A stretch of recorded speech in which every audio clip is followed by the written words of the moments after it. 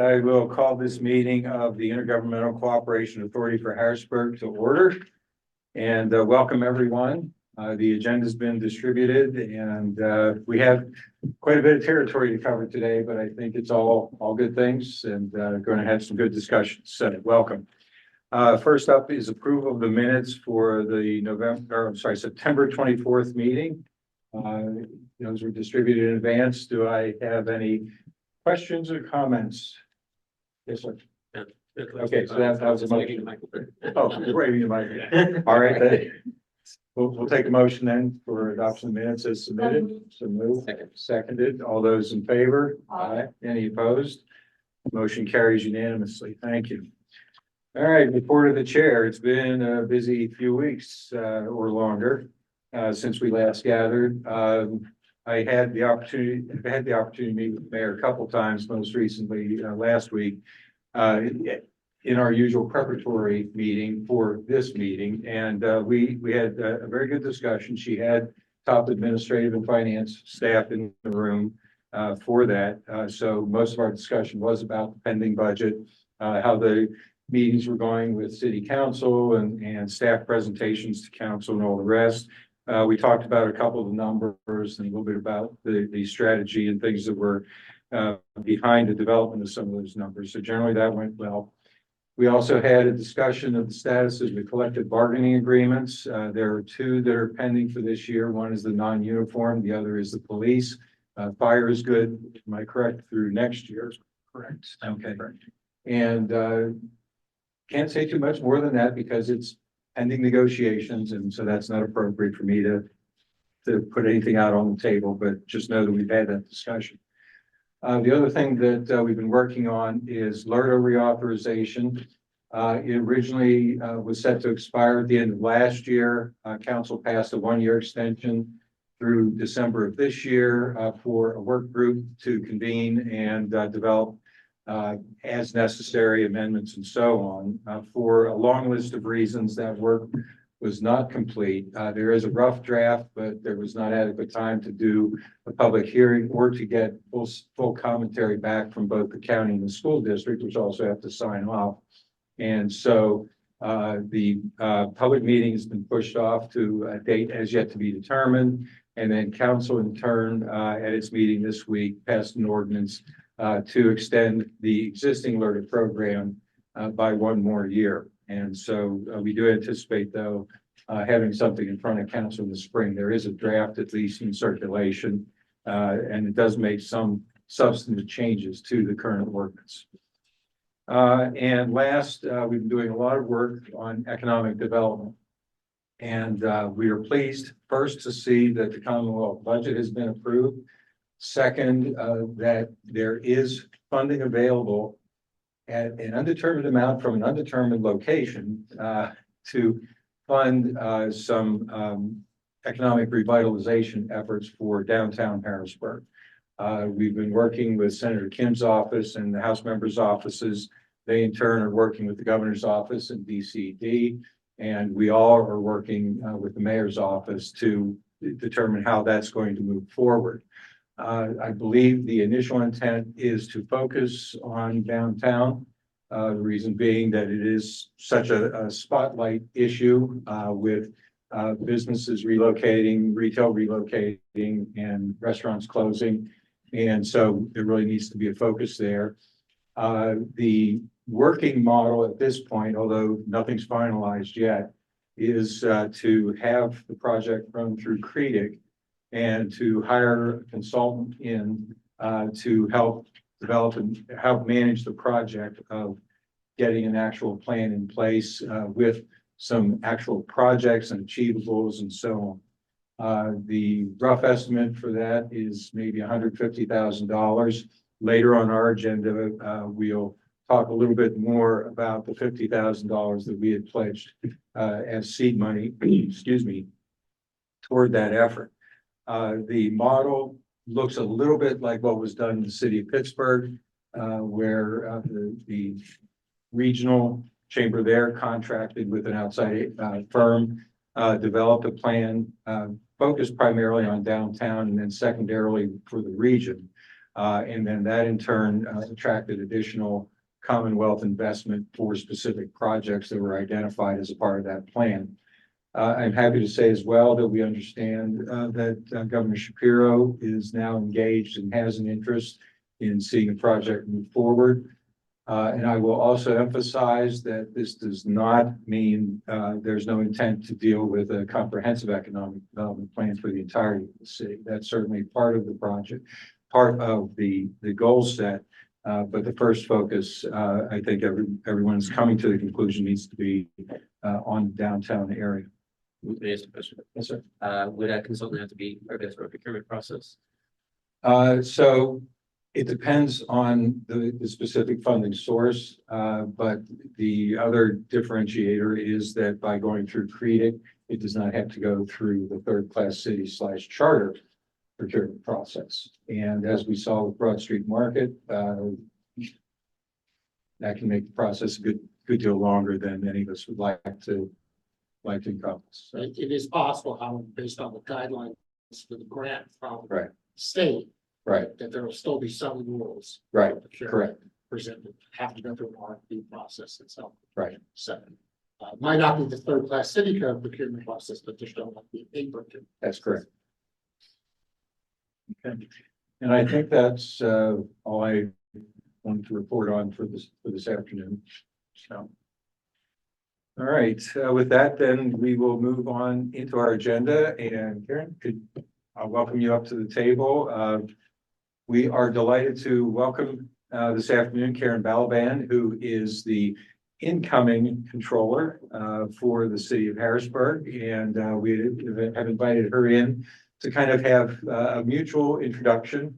So she can talk a little bit about her plans for the office as she's coming in, and then we hope to have her understand a little bit more about our role as well. So shall I turn it over to you if you want to make some initial remarks? As far as my plans for the office, I think Charlie DeBruner did a fantastic job. And if it's not broke, you don't go to fix it. We all know about a recent circumstance within our county, and that's not happening. Right. So I've already met twice with staff and told them the only reason you lose your job is if you break a rule of employment.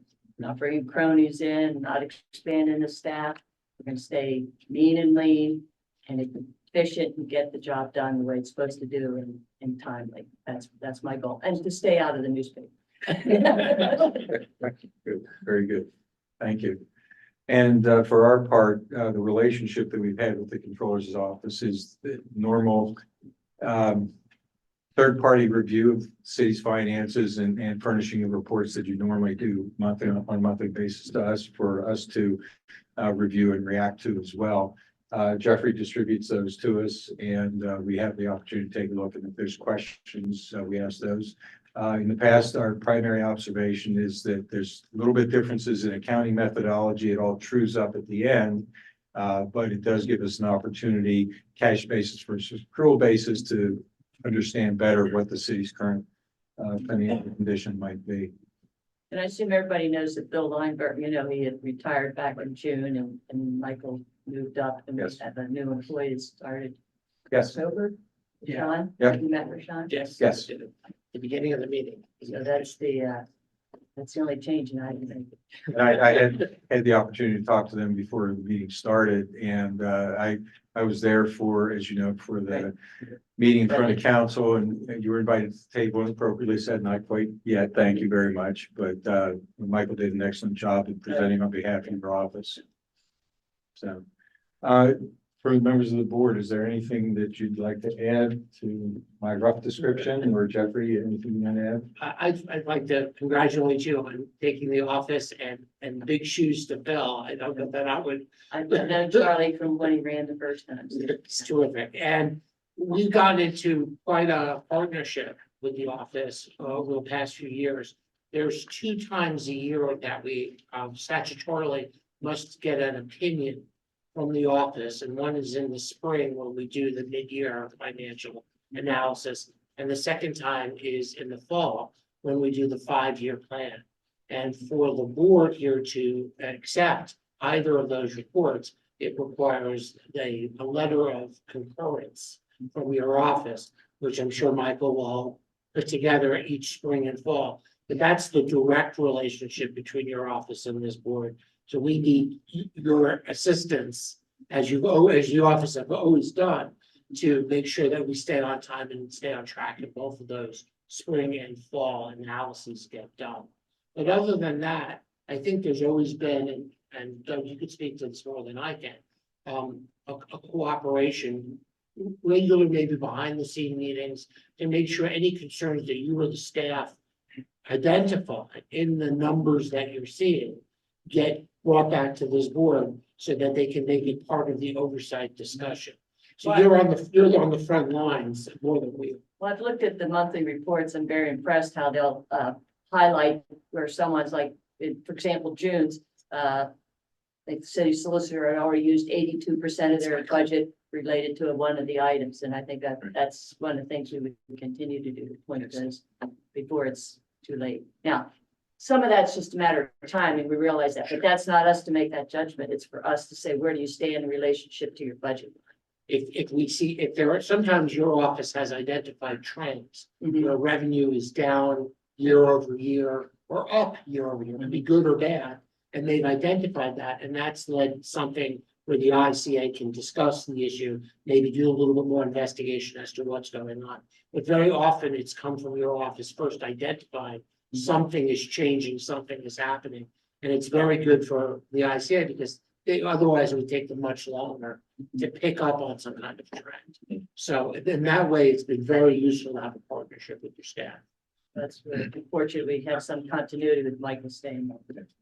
The other thing that we found helpful, particularly relative to the 5-year planning process, obviously doing a 5-year projection in this kind of an economy and all the rest of it is part science and part magic.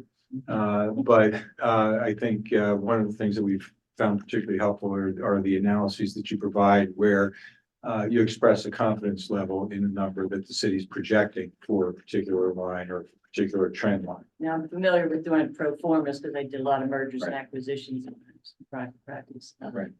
So, I mean, do they also give you like, based on this assumption, we see this trend continuing? Right. Yes, along those lines. We're very lucky. Look, I don't know if you're familiar with Brian, who's the accounting manager. If you aren't familiar, Just met him the other day. he's our bridge because he does both. Right. Works for the administration, but also comes here with most of the data to explain things. So Brian is sort of our conduit back into the accounting of what's going on in the city. And that's an important link between us and the administration as well. So. Karen, do you have any pre-audit function in your office? No, where Pre-audit function?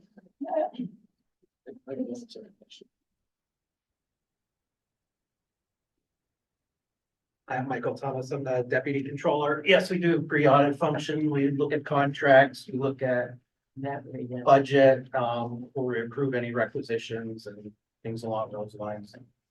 That's great. I'm more familiar with state government on that and worked a campaign many moons ago on state treasury and auditor general. And I think that's a function that I'm particularly interested in. Okay. Because my belief is that some of the things that had hit the newspaper could have been staved off had the pre-audit function been stronger. So for what it's worth, think about that. Okay. Thank you. That was another question. I actually don't know if the controller's office has a forensic audit function as well. Do you No, have? we do not. We do not have a forensic audit function. Would that be more suited for a third party? Yeah, a third party. I think when the forensic audit was done for the incinerator, I believe a third party came in and did it. And what they did for then the Harrisburg Authority. So use of forensic audit internally is generally considered to be a preventative measure. I'm sorry, use of a forensic audit is generally considered to be a preventative measure as well. Even when you're using a third party auditor as part of the process. I didn't say that. I just think it's typically you don't have unless there's an issue. Is my understanding, at least in my experience, and I've been on major boards. But part of that is looking at if you see trends that are unusual, that might trigger some limited forensic audit. We thought there was something wasn't obvious on its face why something was happening, trending. I do not believe, since the ICA was formed by Act 124, I don't believe there's been any forensic audit in the city. So whatever may have occurred in the past, like the incinerator project, that occurred before the ICA. And that was unique because of the circumstances. I mean, there's no budget line item for that. It's not something, right? Right, so. And I'm not sure. And we where might that be asking to have it, yeah. And Mr. Chairman, if I might, I've known Karen a number of years through a number of organizations that we both participated in, and I, for one, am very pleased that she's going to be sitting in the chair that she's sitting in, along with the competent staff that has been there previously. Thank you. Questions or comments? Okay. Now I'll echo what Kathy just said. We've also known each other for quite some time in a couple different capacities as well. So I guess I'm pleased to see you taking the office, and we're going to look forward to working with you over the next several years. Well, thank you. Thank you so much. You have. I was just gonna say, you're welcome to stay in here or other discussion. I have to see what Brian has to say. Yes. Very Excellent. good. Thank Thank you you. very much. Thank you. Yes. I'll try to come through for you, Karen. All right, that takes us now into our discussion of the city's 2026 budget. We have all spent considerable viewing time watching the council hearings, but I'll start by saying we do appreciate the budget document that was prepared by the city and by the city staff, and the presentations that you did with council. There was a good detail in there that helped us understand the city priorities, helped us follow well. And to the extent we've raised questions or issues along the way, your staff has been responsive, and I think you were responsive as well to the commentary, questions, and requests for additional information that came from city council. So thank you for a good and open public process. We do appreciate that. Our obligation is to pass along a set of recommendations, I should say, to the mayor relative to the budget. The timing is just always a question of calendar, whether those recommendations come before or after final council passage. And right now we're finding ourselves absolutely on the cusp, because council has passed it, but the mayor's not yet acted on the passage. My understanding is she has 10 days from the date of passage to act or allow it to take effect. And if I understand the calendar correctly, that'll be December 26th. So the letter that we will be sending to her to give our observations on the budget will be couched in those terms based on what council has passed and what we anticipate she may or may not be interested in doing as she approaches signature of the budget. So we have been doing some work.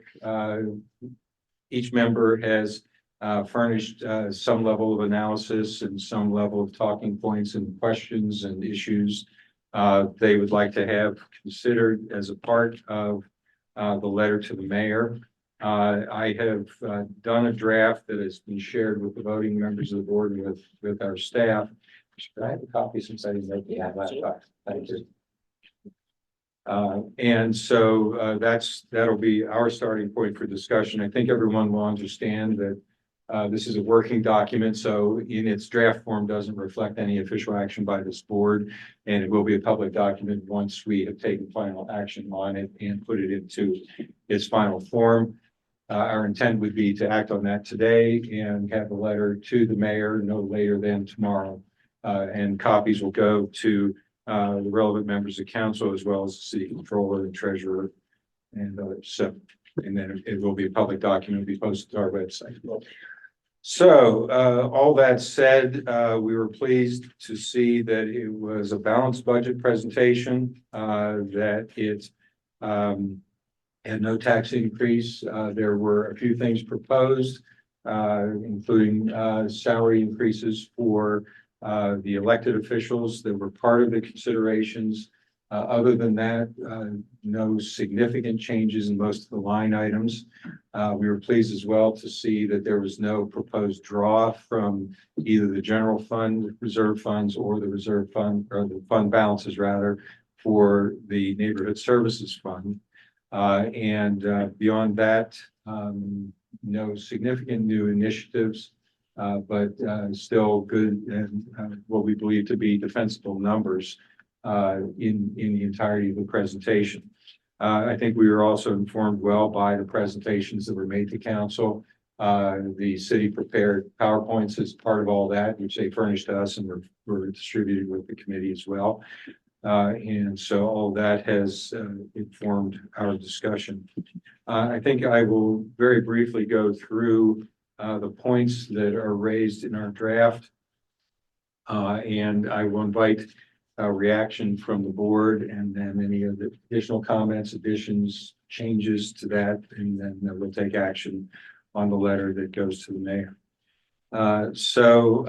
First bullet point is a reminder that the budget contains no substantial changes beyond those already noted in the 5-year plan. And then once finally adopted and signed by the mayor, that signed document can become an amendment to the 5-year plan, so is appended to it. I noted the second bullet already, there's no draw from the fund balance in either general fund or neighborhood services fund. But we do comment, and this was something recognized both in the budget presentation and in council's deliberations, that we face some financial pressures, most notably in the form of property assessment appeals that over the course of the next couple of years could significantly affect the financial condition of the city, particularly on the income side. And so we need to, in the first instance, maintain some vigilance on how that affects the general fund. And then in the second, we are going to have to develop some true plan to deal with the out years based on both revenue expectations and expenditure expectations. Neighborhood Services Fund, comparably, the city has been through reauthorization of the agreements with the municipalities we serve. And we are looking for two things there. One is to be certain that the contracts cover all of the costs. In other words, that the contracts are not subsidized by the taxpayers of the city. And second, that the fund balance is maintained there as well. The specific concerns relative to diminishing revenues, I mentioned the real estate taxes already. We are also scheduled to see a reduction, to a stepped reduction over the next several years in the local services tax rates. And then the economy, regional and national economy overall, and then some of the things specific to the economy of the city are questionable going forward. And so we need to have all that, take all of those pressures into account. The last major bullet that we are talking about is the action taken by council to defund the city business administrator position, to remove the city funding from the Housing and Economic Development Director's position, and to remove the funding altogether for the Economic Development staff person. Our recommendation takes two different levels. One, we're not commenting on all of the subtext that's been involved with this, and we had a comparable outcome in the budget last year. But we need to find a way to respect the advice and consent that council has as its prerogative. On the other hand, the equal prerogative for the mayor to appoint people who are going to work for her and with her in city administration. And so a productive way needs to be found to deal with those issues. And the method that council has taken is not it. Defunding the position, while yes, it may remove the individuals from those positions, also says that the city can't hire anyone new into those positions because they're simply not funded. At one level, that's illegal for the business manager's position because that's provided for in the city charter. And then for the other two, which are the almost exclusive staff for economic development, when we're looking at a critical need for economic redevelopment downtown and economic development citywide, to not fund an economic development position at all is really contrary to what the city needs. And so in the draft, we are calling for funding to be restored specifically to that position, and then to some economic development position, whether structured as it is now or structured differently. Moving forward, the draft talks about maintenance of fund balance, and let's see, follows up on a perennial objective of maintaining and improving our collection rates for current receivables and aged receivables in the Neighborhood Services Fund. There's a target collection rate that the city's been working toward. There has been some progress in that respect. We would really like to see that get to that full collection level. And by full collection level, that's kind of like how we talk about full employment, meaning 4% unemployment. Full collection is 95% or higher for the receivables. And then continuing analysis of the contracts going forward to make sure the fee schedules are maintaining the cost of providing the services.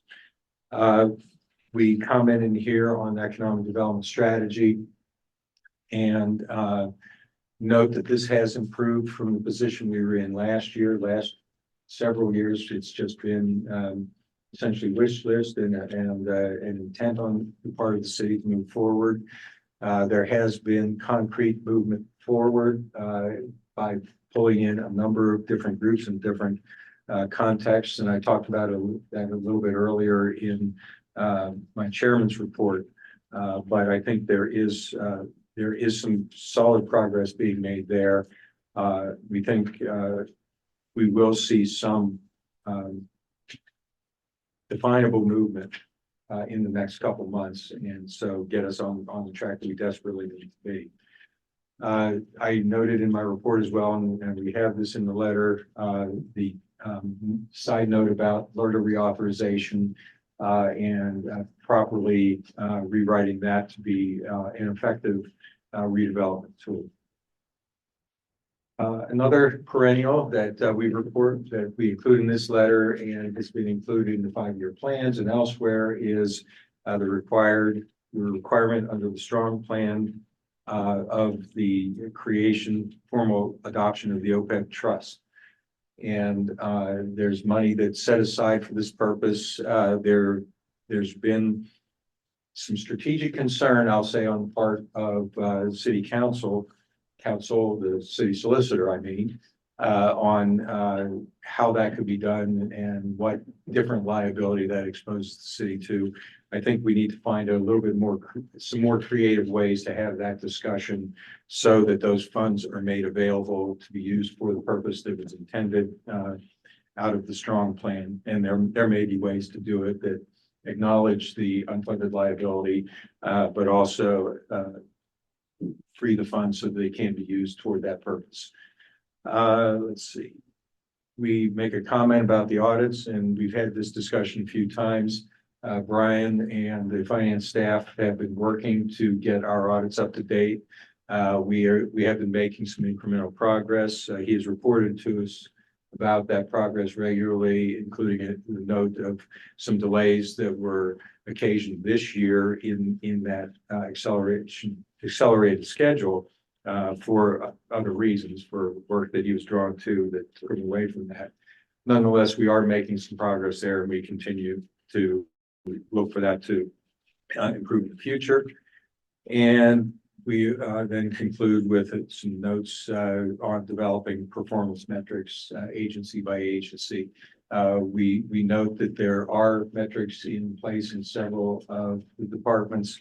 We think the tool could be used more broadly. The migration to the Munis software gives some capability to do that, and we hope the city administration is going to be able to take advantage of that.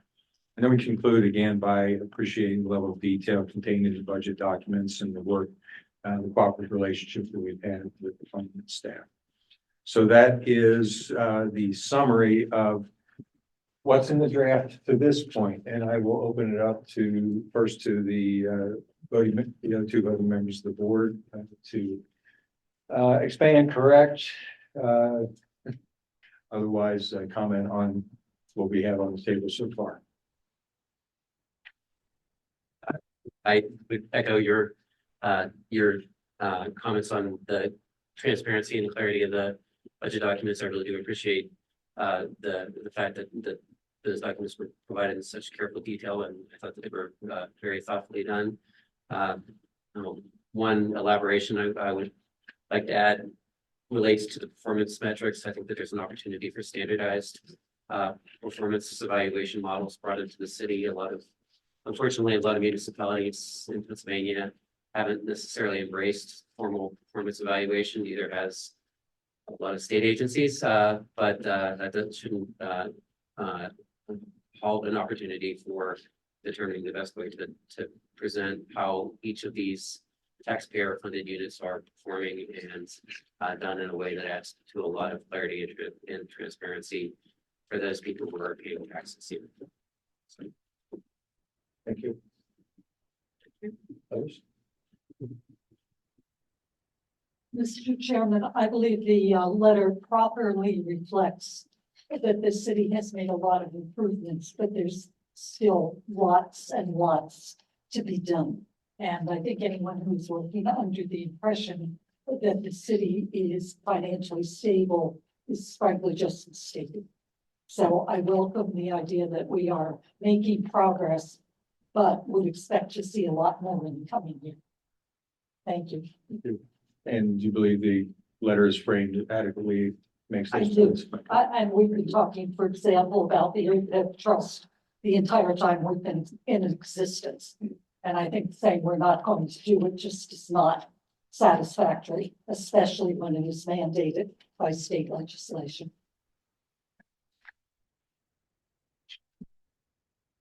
Other members of the board? Any comments? Thank you for your opposition, I understand it. Saving myself, I guess. Thank you.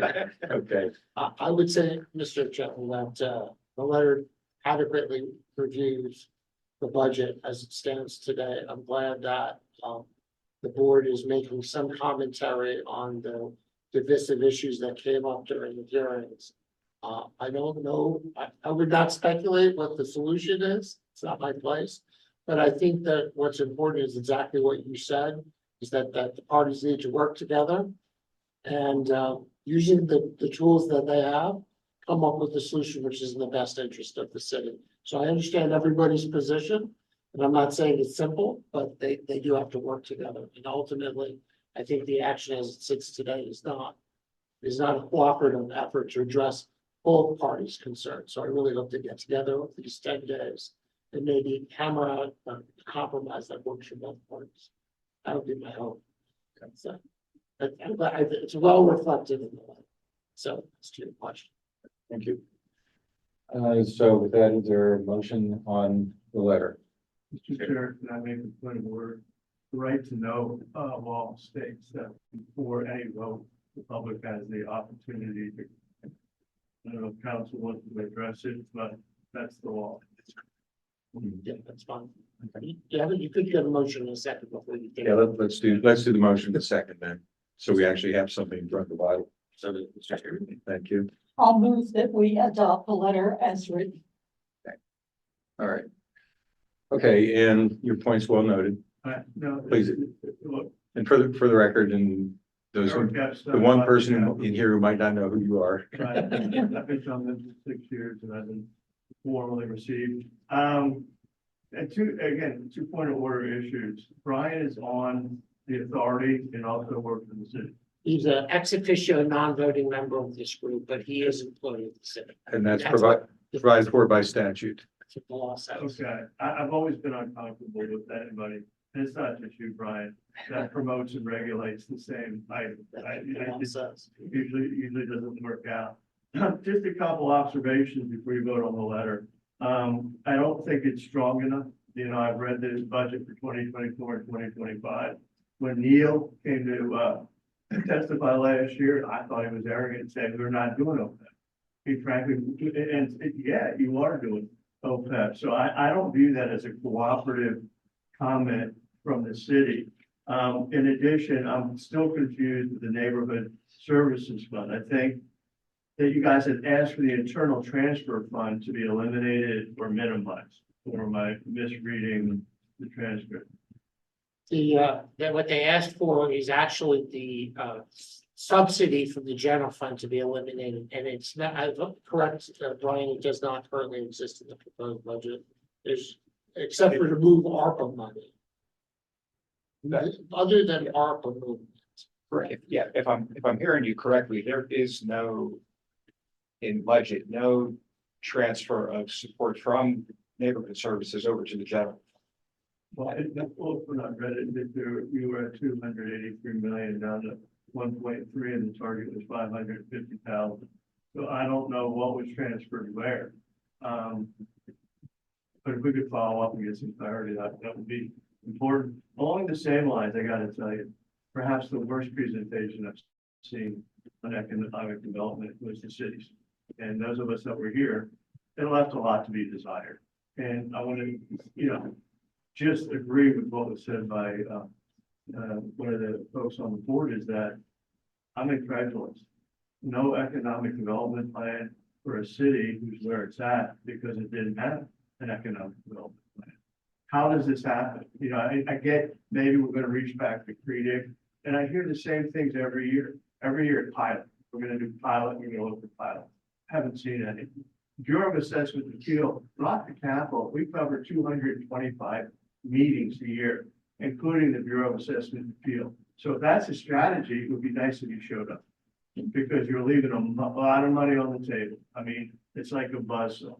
The other thing I've suggested, I don't know if you acted, reverse tax appeal. As chairman of the Finance Central Office School District, we instituted that, 2 years ago, and it's yielded $2 million. So maybe that's not a lot to you guys, it's a lot to us. I applaud your effort on Florida. That's always a tough sell, I think, the municipality and the county. I get that. The final thing I just wanted to point out is that one's a question and one's a statement. I don't know how much impact the Broad Street market has on all of this. I don't know if you saw the governor's comments today. Yes. Yeah, he was not pleased. And this is a guy that you commented on, you were working with. And therefore, you'd probably like to make him happy. He's a pretty sharp, confident fellow. The final thing, I'm not really, if I got this right, I'm not sure I didn't. With the audits, since the beginning of this legacy, we call it progress when they're only 3 years behind. How far behind are we now, and what's so difficult? I mean, I have to get an audit done every year. I have to have it reviewed. I have to have a balanced budget done every year. Actually, our budget is larger than the city of Harrisburg. So I'm just trying to figure out where we're at with the audits and what's the problem. We are still, the city is still behind. I don't want to speak for you, probably, I mean, we're obviously haven't started the 25, but the 24 hasn't been done, and the 23 is almost completed. Is that? Yes, That is yeah. acceptable? yes, that's correct. So the 23 is almost done, the 24 is not done. And we've done, live on another planet than me, but how do you do a budget without an audit to help people? Well, I will say that the audits are required every year, but under municipal law, they can be late, and they are late, and they've been regularly late in Harrisburg, and they've been late in many municipalities. So there are annual audits, but they are permitted to be late. The impact mostly of that is you can't borrow money, but this city can't borrow money anyway. No, I know that. So it doesn't have that much impact, although I'm sure, I don't want to speak for the city, that I know Brian has expressed many times that he'd like to catch up. And you're right, it's not good. It's hard to track them, right? But I will say that just in defense of the accounting that we get on a monthly, quarterly and annual basis, the city is very accurate at knowing what's going on with their money, even though the audits are late. So there is some knowledge of the financial status of the city. Okay, thank you. Thank you. Thank you for your comment. And since we opened the door, if there's anyone else who has comment. Okay, I just want to respond to the economic development plan. Has been an objective of mine. We actually meet tomorrow with our state legislative foundation, potential funding for consultants, to do an economic development plan. It should have done a while ago, but this is my first year. I think it was second year. That's another story. So can you just tell the room who you are? Oh. They don't know you. I'm Sam Sikorsky. I'm the business administrator on an interim basis with the city of Harrisburg. So I agree 100% that you need an economic development plan. We're trying to catch up on that and get that done. There was some misunderstanding, I think, on the grant that's pending now. I did get a clarification from the governor's office what that entails. So you're talking about a plan similar to the city of Pittsburgh. I thought it was the piece where they're talking about the plan. We have to work that out, but either way, I think we need to do a consultant, have them do it with the plan. So we are working on that. We're big on that, and I think that will be done. I think in the next 12 to 18 years. thank you. Others? Any further comment by the members of the board? Mr. Chairman, you're missing a second. No. You both actually moved it. Oh. So whoever you saw first. I got it. I don't want to have the, You can call the question. It's ready for review. if you want. Okay, just all right, want to be. thank you.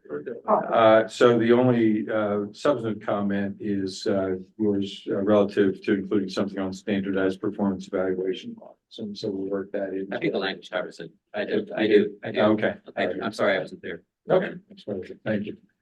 All right, then, as presented in draft form, is the motion. All those in favor? Aye. I, Second. Any opposed? Sorry. Motion carries unanimously. Thank you. Very good discussion. Can I comment on something before we leave this? Sure. Agenda Please. item? Please. Okay, great. Good afternoon, everyone. Brian McCutcheon, I'm the accounting manager for the city, Department of Budget and Finance. And lately it's been more budget than it has been accounting. But I just want to acknowledge Chair Hill for his attendance at one of the budget hearings with his presence and his supporting comments, which we felt very much appreciative based on the amount of work that goes into this budget and I mean every year. And then also I want to thank Jeff for his review. He constantly, I'm sure, hovered over these meetings remotely and developed a really impressive consolidation of all the presentations and that was and comments in his email that were very detailed and very extensive. So I just want to recognize you, Jeff, on that.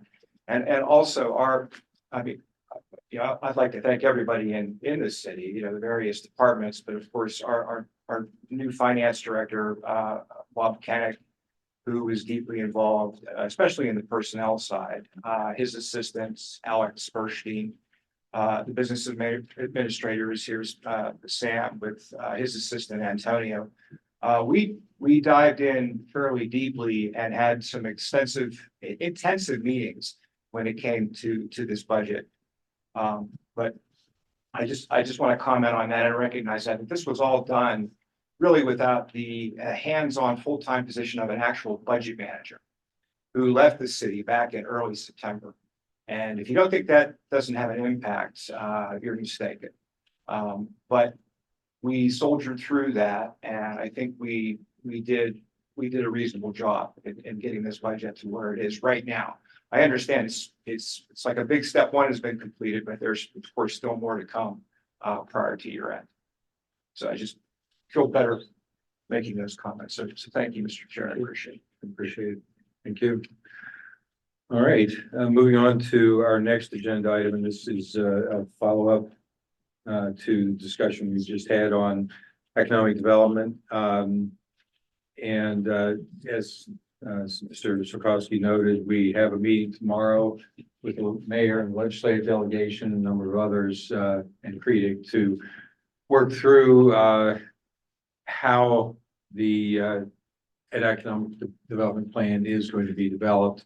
The working model that I think is going to be on the table is the one that I described earlier, with the money going through CREDIC, but with the city as the primary partner, and however that needs to be worked out. The bottom line is to find a way to move things forward, and we appreciate the city's commitment to doing that as well.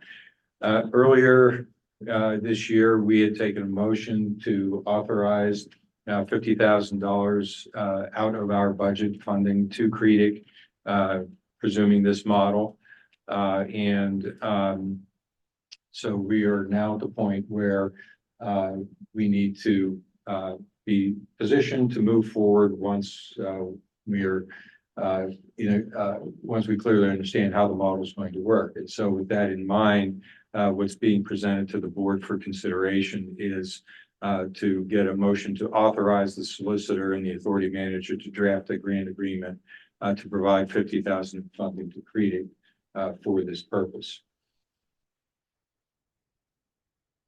I will, and please jump in, but my experience is that, to allow this to happen in a formal way, there would need to be a document, a grant agreement, which we have not yet developed, which I'm relatively confident that Michael can do, between us and CREDIC, and that document would then have to be approved both by this board and I guess the CREDIC board as well, so that principals can sign it, right, to allow the transfer of the money. I know that Kathy had asked, and Michael had researched, and then you could speak to that too, Michael, that this is within our authority under state statute to do this, but I think you would agree that grant agreement is the vehicle to make it happen. Correct. So, thank you. So I did take a look at Act 124 and the authority that is conferred upon the authority with respect to its oversight capacity with respect to the city of Harrisburg and its financial status. And so within that statutory authority granted to this authority, it's my opinion that this authority can enter into agreements, whether it's the city of Harrisburg or third parties such as CREDIC, that would be providing services for the benefit of the city of Harrisburg and its financial recovery. And so within that context, it would be appropriate for this authority to have a grant agreement that sets forth specific terms and conditions that are attached to that grant money to make sure that it's utilized in a way that's in keeping with the Act 124 mandate for this authority. And as a matter of clarification, the motion authorizing the agreement could also authorize us to execute the agreement once it's prepared, rather than having to wait for a subsequent meeting. It can. Okay, thank you. And I think that would be the intent, so that we can meet any potential calendar needs.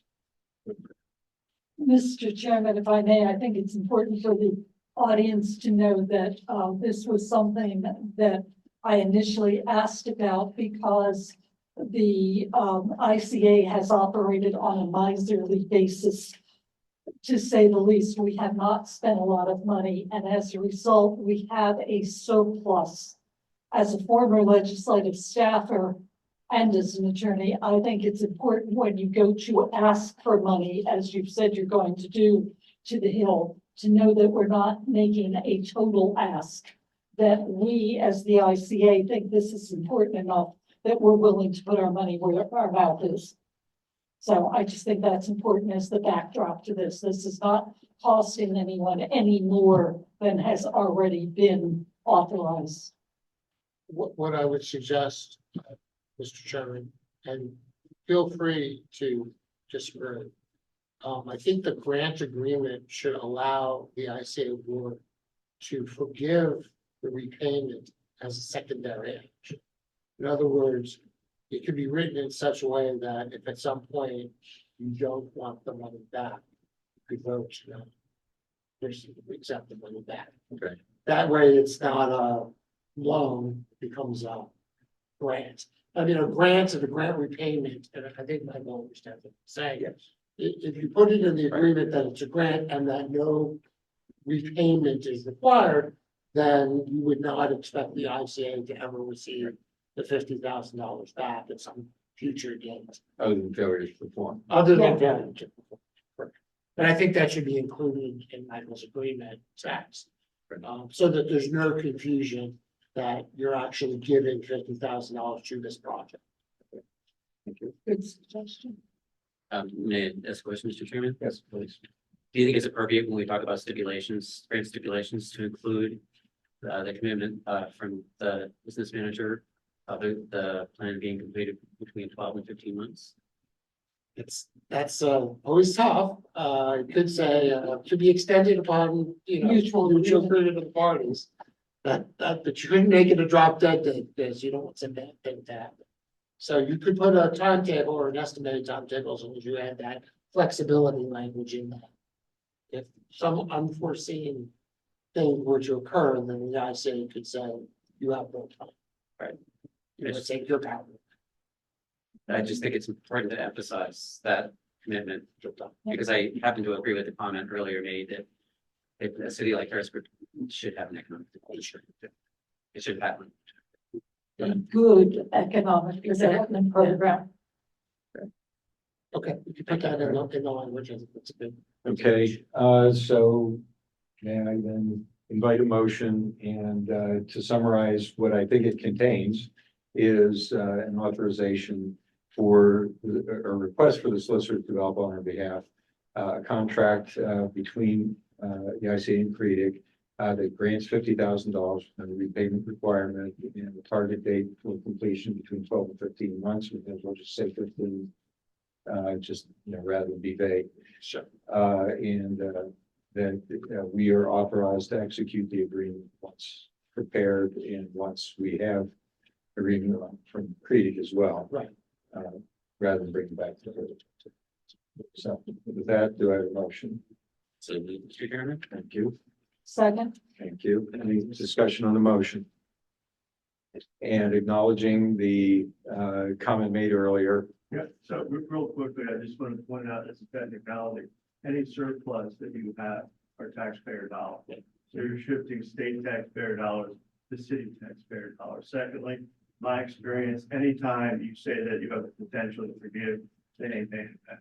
No, I think that was understood. I mean, okay. Well, That was a euphemism. Okay.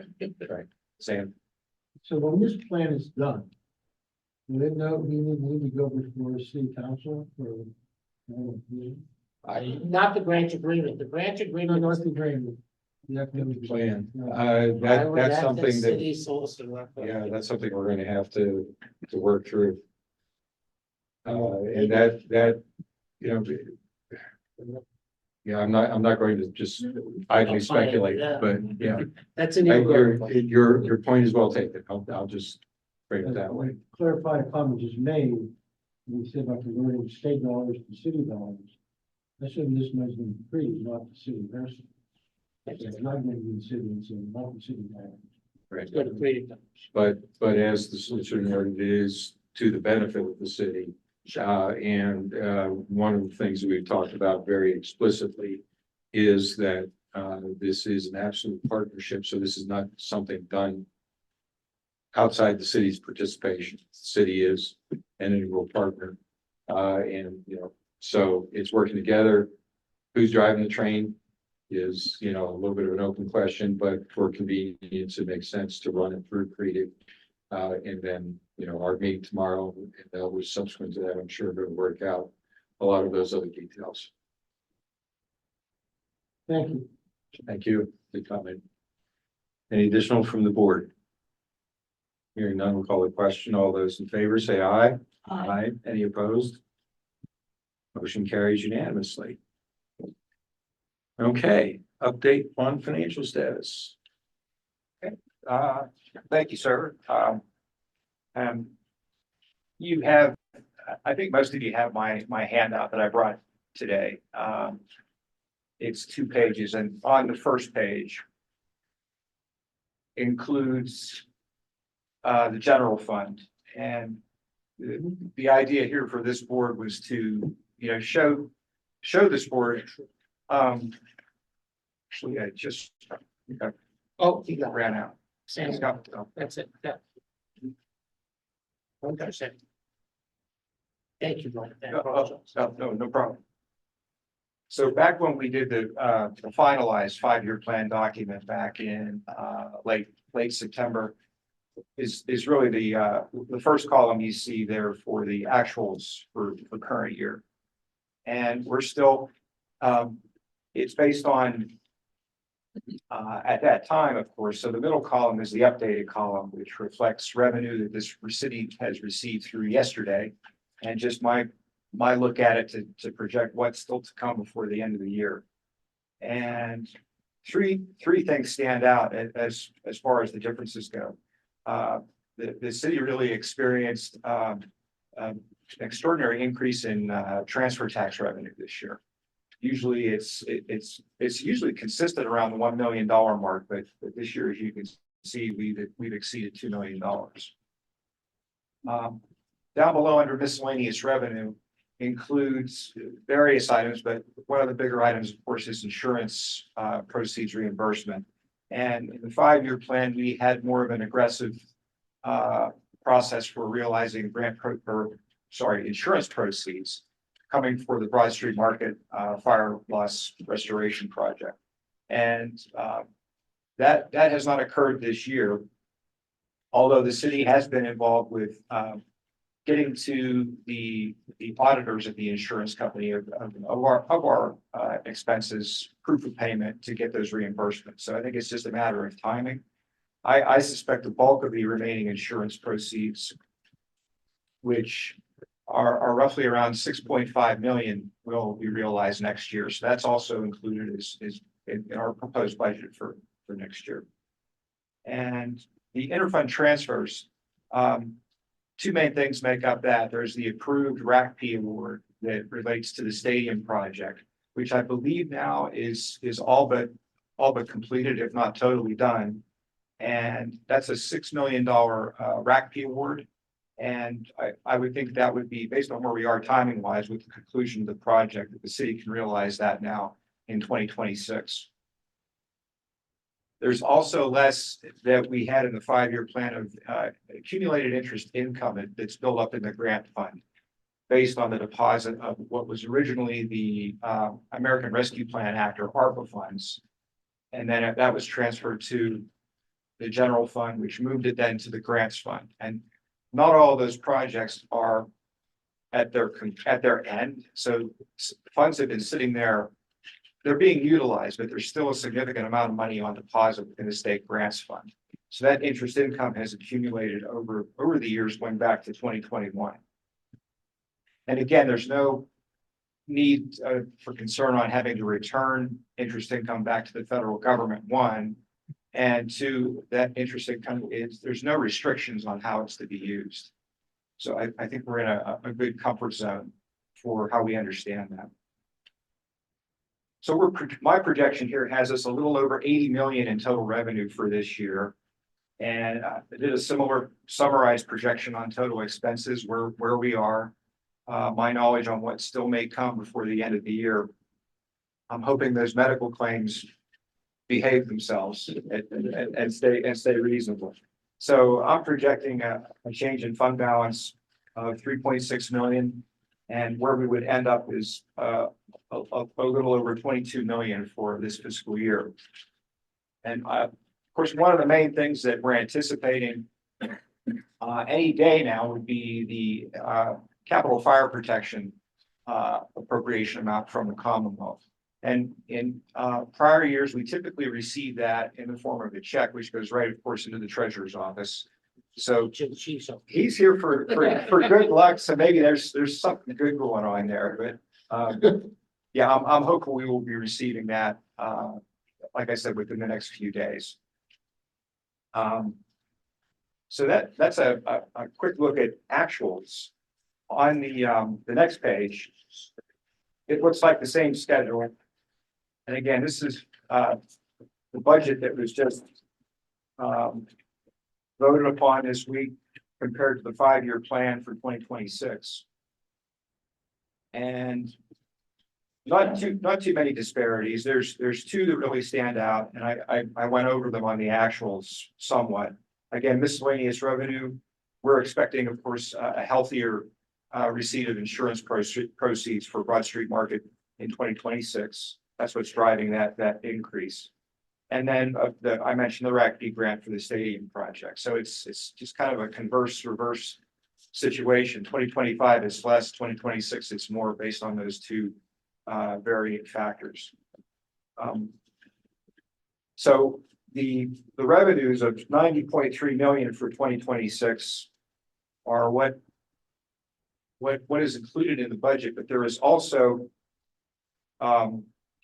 I don't want to call it a use of fund balance, but what we did, we put $2 million in that particular line just as a designated amount to reflect the additional amount of capital fire protection that's happening this year. So again, the city only budgeted in revenue for 2025 $5 million, but the anticipation is it will be $7 million. So we just thought it would be good to show that as a placeholder, if you will. But that doesn't have really any impact, because based on 2026, we are projecting revenue to exceed expenses by 2.3 million. So that works its way down to the cash fund balance and where it will go from 22 to 24.4 projection for the end of next year. Any comments or questions on those two schedules? I don't want to get into too much into the weeds, but I do have a question about just so I can understand, the additional state money for the fire protection for the current fiscal year. Where is that going to go, since it's above beyond the budget? Is that going to go into fund balance, or is that going to be additional expenses? How is that going to be in the current fiscal year? Right, it'll be reflected as 2025 revenue, the full 7 million. But there's no additional, it isn't as if the fire bureau has had time to schedule additional expenses. Not for current year 2025. Oh, no, there's a plan for next year. That's correct. That's correct. So I guess it'll just accrue to fund balance for future needs. It should be there based on that change in fund balance. If you think of it for 2025 of 3.6 million, you could relate it and say, oh, that 2 million is real. If it was going to be 5 million, of course there would be a difference. That was. And if I'm not incorrect, the state appropriation is just a plain appropriation. It's not specifically tied to services. It counts as kind of like a state payment in lieu of taxes. Yes. So it's not okay, here's your 7, now show us where you spend it. It's just, here's your 7. No, but I know that the fire bureau did some work in the 26th budget. Right. Figure out what the use of the additional money would be for. Obviously, there's a long list of needs. Right. But no time to do that in the 2025 budget, so whatever comes in just sort of goes to fund balance. That's right. That's right. Okay. And Chief, if you, feel free to comment, but I know he's developed, an extensive, You want to come up and introduce yourself to the group? They don't all know you, Chief? Good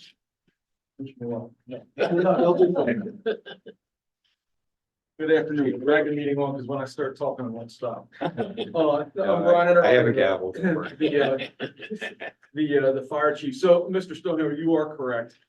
There was no way in government we could spend $2 million in several weeks. It's tough to do that in 3 months, let alone several weeks. Once the budget bill was passed, and in full disclosure, it took a while to get the additional 2 million. Administrations had asked to double the money, and that there was no appetite for that for the last 6 years on Capitol Hill. And I believe you understand, being a staffer up there, why that is, right? So we went in with an inflationary factor and said, based upon inflation since 2015, when it was increased to 5 million, that number should be about 1.7 or 1.8 million dollars. That's where we come up with the 2 million that was proposed by the Central PA delegation, led by Senator Kim, and then also Madsen. And I'm losing thought of who else it was. So that's how we got it. The agreement was, though, they didn't want to see the money squandered by the city. And so my commitment to them was it was going to be an immediate investment into capital needs, personnel, and other things for the fire bureau. I did lay out, and if you received my presentation, I do have that laid out in a spreadsheet, and I can certainly share that with the board.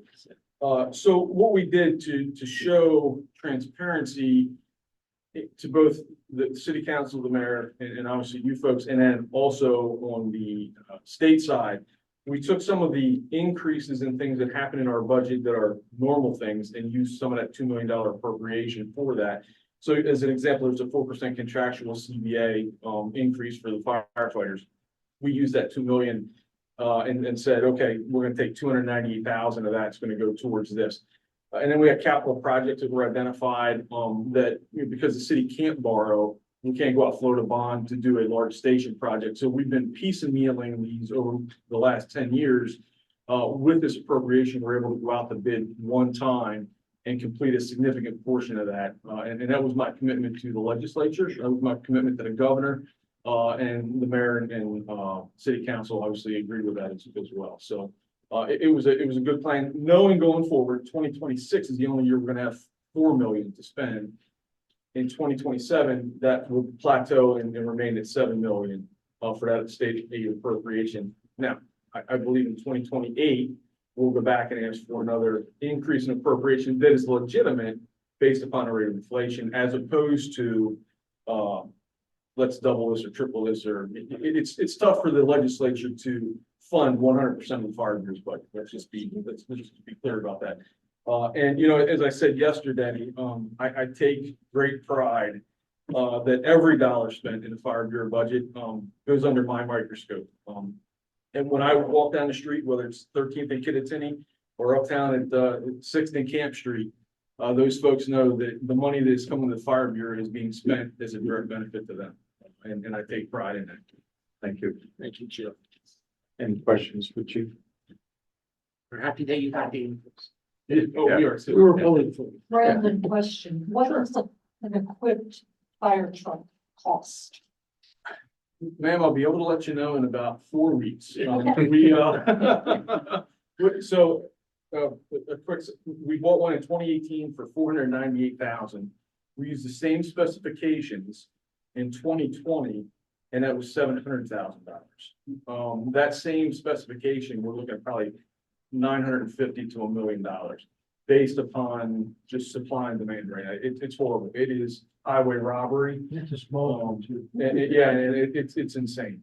And just a comment, I don't think you and your guys get enough kudos, thanks for what you do for us. If you give me the rest of the city to run. Be careful what you wish. Careful what you wish for. Yeah, you take that. Very good. All right. So thank you, Chief. I appreciate your explanation on that, as I always do. And I think like Brian does a phenomenal. We appreciate you. Thank you, thank you. And just to reiterate on these schedules, there's no double counting. I mean, the revenue for next year does not include that extra 2 million Right. in revenue. It's based on what the annual amount is.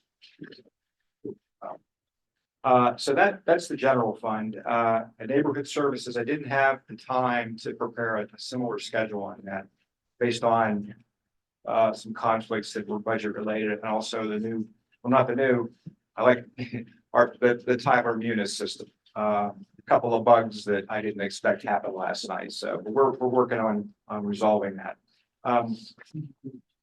For neighborhood services, I commented Monday night at the meeting that I expect that to be a break even for this year. Now I'm tending to think it's going to be more of a deficit trending toward about $500,000, you know, based on updated what I'm seeing revenue wise and expenses. We just had this week, I mean, we are in the midst of a check run and a payroll, and we actually have one more occurring right at the very end of the year. So there's actually a little more of a burden this year with both payroll and expenses. More on the payroll side, that last check run should be fairly minimal.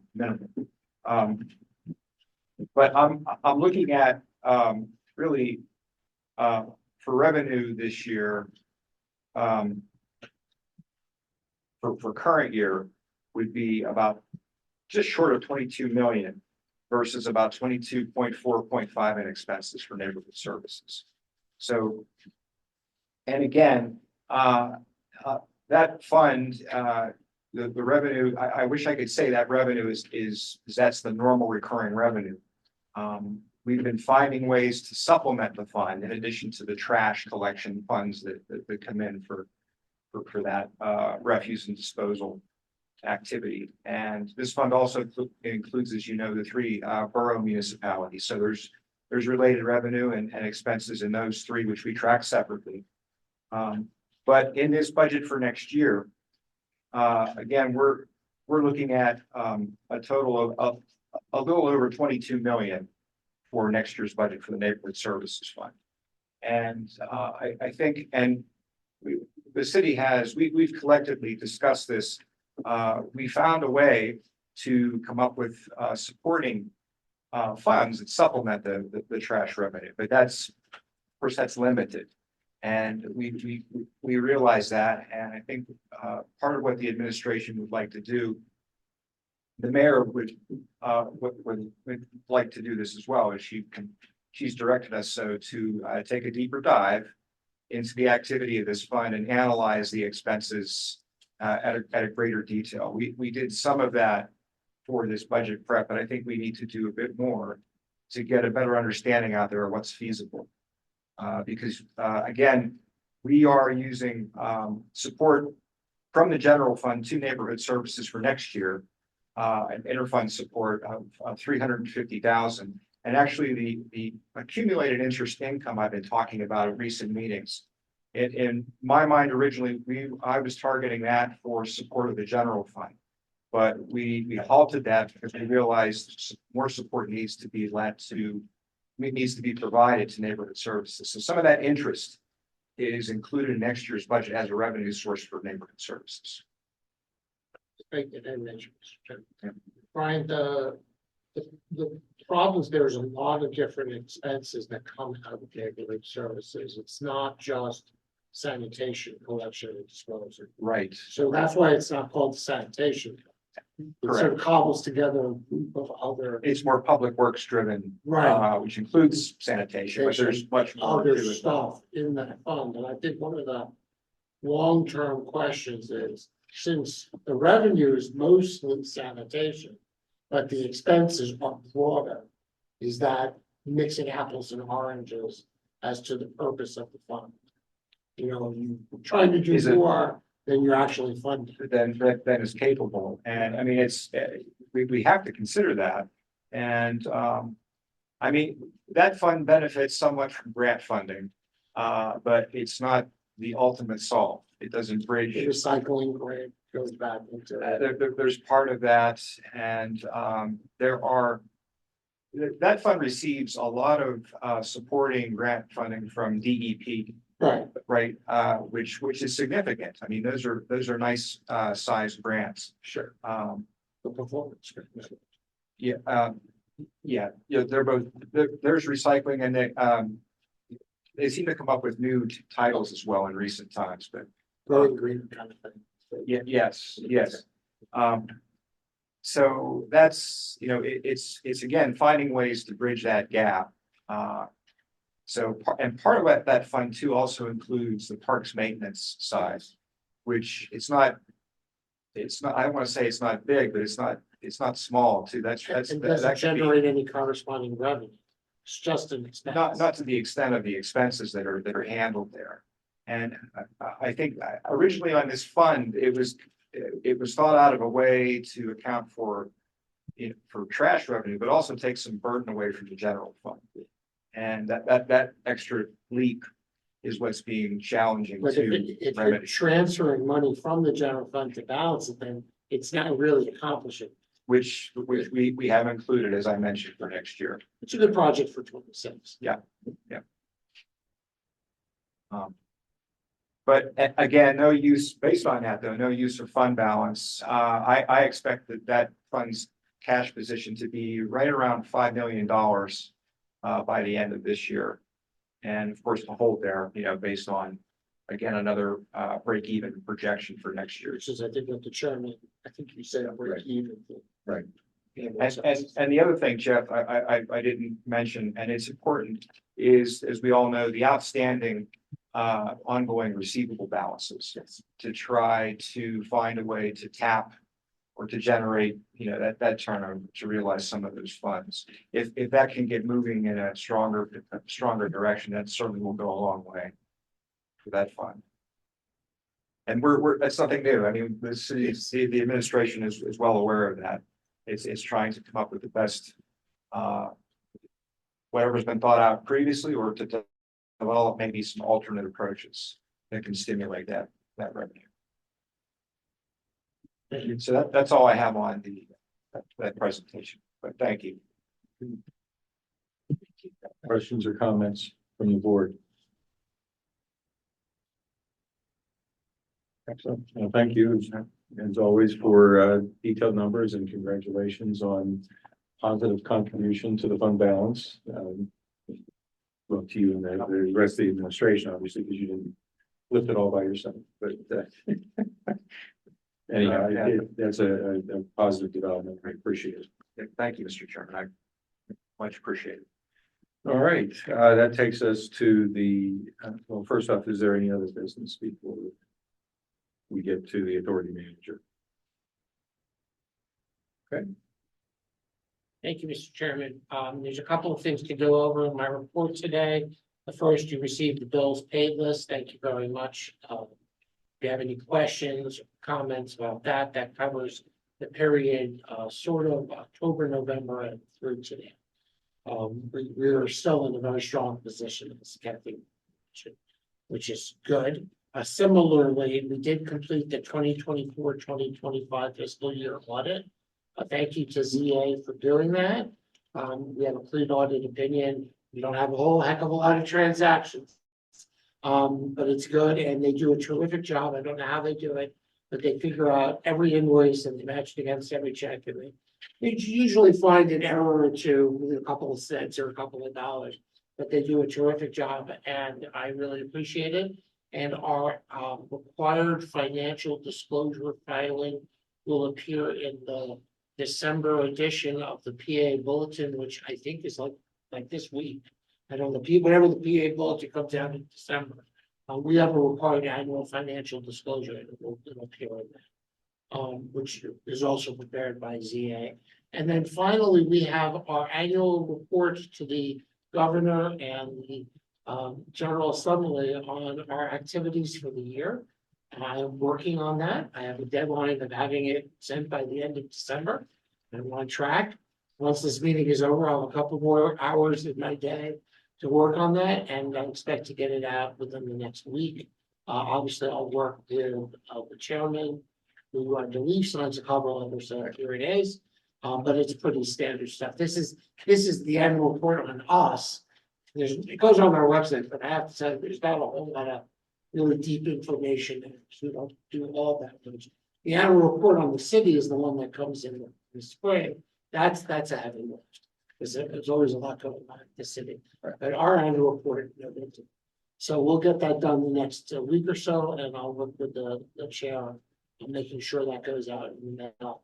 And I'm sure the governor's waiting to read it, and I don't want to delay it at all. Getting his copy of our annual report, so. I dream that somebody in his office, like that's like an intern's job. You must read the ICA annual report. But we'll get that done this week. So that is all that I have, Mr. Chairman. Okay, thank you. Any questions for Jeffrey? I have a procedure question. Yes. Do you need us to review the report? I usually send out a draft. You don't have to adopt it or approve it. Okay. But I distribute it for comment and just have another set of comments. Okay. And I will send it out by email before it's finalized. And I will make sure you adopt it. Thank you. Thank you. Others? All right, thank you, sir. Last on our agenda, update on appointments, and I shouldn't have to bow my head every month, but we thought we were making progress, and then we found out there was a misunderstanding at the leadership level in the House of how arm's length the appointment needs to be. And so they had to take a step back and kind of regroup. They understand better what they're obliged to do, and so we're hoping for some progress soon. So the two seats that we have open on the board, It's the majority leader and the governor. then we get the governor's office to. So, and delegations working with the governor as well. Yes. Okay, let's see, other business from members of the board. Then we'll take up public comment. Yeah, so we have a couple exciting people in the audience. Anybody want to ask us any questions? We'll do our best. Brian? I have three or four, it's more or less housekeeping. Anybody tracking the status, and maybe this is the city, of the lawsuit, the last one outstanding regarding the incinerator, because that has the ability to use a lot of. I will say at one of the budget hearings, Neil did tell city council that he said, I really hope that we settle that litigation as soon as possible. That's about the only comment that we have. No, well, I saw it, but in separate conversations with Neil, he also confirmed with me that all of the discovery has been completed and all of the preliminary objections have been resolved. And so now it's a matter of setting trial dates. I really do hope that they resolve that litigation. Everybody. Yeah, the other two questions, and I'm just trying to track from reading both annual reports. There was reference to maybe an efficiency study by Barton and Juice or Logis. You know what I'm talking about? I'm not sure what that was. Do you remember what the Barton study was? Do you remember? What was it, the capital plan?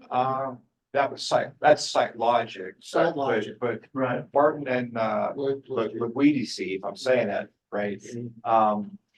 I believe they are now analyzing the activity or contracts associated with the three boroughs. For that- Three citations. Yeah. We have not seen any output from that. So I was going to put you on, Jeff, the spot. I read last year's report, and one of the things you said in the executive summary was that Harrisburg was on the cusp of exiting Act 47.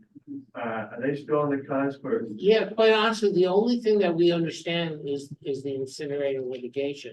If it were not for that litigation, we could probably see them exit. Because you don't have to be fully redeemed in every fiscal way to exit distress status. That's a judgment call of the state, but we believe, other than the litigation which prevents it from happening, there's no other actual impediment to them leaving Act Have 47. you looked at the other cities that have exited Act 47? No. Are you asking for a judgment call, whether it's a good move or a bad move? I don't know if you're an attorney, but no, it just seems to me. There's some discussion at council about Chester recently. Yeah, I don't want to get Chester, it's, not a place I want to be. We're not just. Yeah, and so I guess, I don't know what your definition of cusp is, but when I hear that, it means imminent to me, that it's potentially I imminent. think that's the way it's been described to us. By who was describing that to you? That was what the former, not current, PTC on the spot. Former, what do we call them, Act 47 coordinator, said that most everything had been satisfied to allow the city to exit Act 47. Including OPEB. That has not been satisfied. By the way, have a happy holiday. Thank you. You won't see us for a month. We'll be back in January. That's, we'll be elsewhere. We're Do gonna- you have any other questions that we? I don't think I I have. think Brian has a question. I just got two. You just tell me who you are. Ryan, work with Eric. That's a On career the killer. commercial real estate, you know, the evaluations are going down. Is there an immediate fix rather than just waiting for an economic development plan? A year later, and is there like mixed use development, or you guys are going before you? I can see that in a few years, that's gonna hurt your budget. Well, we're not the city right, so we haven't heard any immediate There's not, plans. so we're gonna wait. Well, we're gonna wait till they tell us. Remember, we're just the oversight. And then on OPEB, let's say you guys agree to have the trust, is there a target that you want? before you- It's a legal mechanism in the strong plan says you must create a trust. Now, there was money placed aside Right. as part of the strong plan to fund that trust. So obviously, if it gets created, there's an initial deposit. Okay, that's it, you don't need to have any target, any asset lines. That's correct. You just have to form it, make the deposit. And then you sign. That money exists. I read We've been told it exists. about 4.2 million. I have no idea what it said. I can read. Maybe Brian. Yeah, it does exist. Yeah. And it's, yes. I was waiting to be deposited if the trust is created. And it's, There's no tax, like it has to be. it's, Yeah. no, but then, it I might- think as recently as our last meeting, Brian did report on the updated OPEB liability Oh. calculation from the consultants. I don't want to give the number, but it's a large. That Yeah. is being onerous. Yeah. I mean, nobody pre-plans for it. I, Yeah, I just never understood why that was put in there. that's It's the accountant. Yeah, it's just a financial statement requirement, you know, on the auditing side about disclosure. I mean, we report it every year, but we fund nothing. The good news is it's been tending to drop. It's Yeah. still, well, it's in excess of 125 million as of the recent actuary's valuation report. And You're it's, gonna it's, pay as you go. yes, that will continue. I mean, it's allocated over the three primary groups, police, fire, and non-uniform. Virtually every municipality in Pennsylvania is on a pay-as-you-go basis. That's right. Simply because of, Yeah. but to accurately reflect your financial position, you now, under the Yellow Book standard, have to include it in a note in your audit. Okay, thank you. Anything else, Brian? Anybody else have any questions? Yeah, Sure, I have two my questions. One regarding, I don't want to comment earlier because audits, you guys are taking some meeting on that, but in terms of the 2022 audit, it's done, but it actually hasn't been submitted yet. I actually looked at it this morning. It's just everything's there. It just hasn't been signed and submitted. So I'm not sure if it's Right. the button or not, but Right. And just to be clear, actually, the 2022 audits, the actual audit report has been issued and distributed. It's been going back to the end of January this year. But you're referring to the annual audit financial report that's online, right? And actually, it's been, I know it hasn't been finalized, but it's still in a draft form. Right. And just needs to be submitted through that mini stats website. and the other part was in terms of how often and how many municipalities in Pennsylvania are behind on audits, that was a comment you made. It is unfortunately a large amount. They're about 1 year behind, but it's actually a very small amount. They're 3 years behind, which is where Harrisburg's at. Right. I actually looked it up. I had a colleague look it up against 62. So there's 62 municipalities at 2,559 that are at least 3 years behind. And all of those are under like 7,000 population, the exceptions of Chester and York City. And so Harrisburg, York, and Chester, the only three that are over 10,000 population that are that far behind. So Harrisburg is kind of unique in that regard. I just want to put that out there that it is pretty, it's not super common to be that far behind. It's 2% of population. I appreciate your facts on that. However, we are not 3 years behind. It is We are 2. for these technical. Yeah. You're technically still flagged to 2022, although I realize it's still, it's in there, but 2 years behind, it's a little more. Okay. Understood. Yeah. Another appreciate your plan work wants on to catch it. So, You can tell it's on my mind, I think. Oh, yeah, I'm happy you're working on it. Happy it's a priority. Thank you. any other questions, Troy? Anybody else have any questions for the board? If not, back to you, Mr. Chairman. All right, thank you. Then our next meeting is Wednesday, January 28th. We had a request to consider whether we should move our start time back to 4 p.m. And that's not feasible based on Temple where University. we are. And so we're going to be remaining at 3 p.m. Do you remember the last time we did that? To accommodate representative city Harrisburg? Right, and that- Back and forth, and then 20 minutes later. We're gonna be fine. Yeah, thank you. Okay, so with that, I will take a motion to adjourn. Will do. And we have the motion, and so we are adjourned, and we wish everyone a happy, safe, and joyous holiday. Thank you all for being here. 4:40 p.m.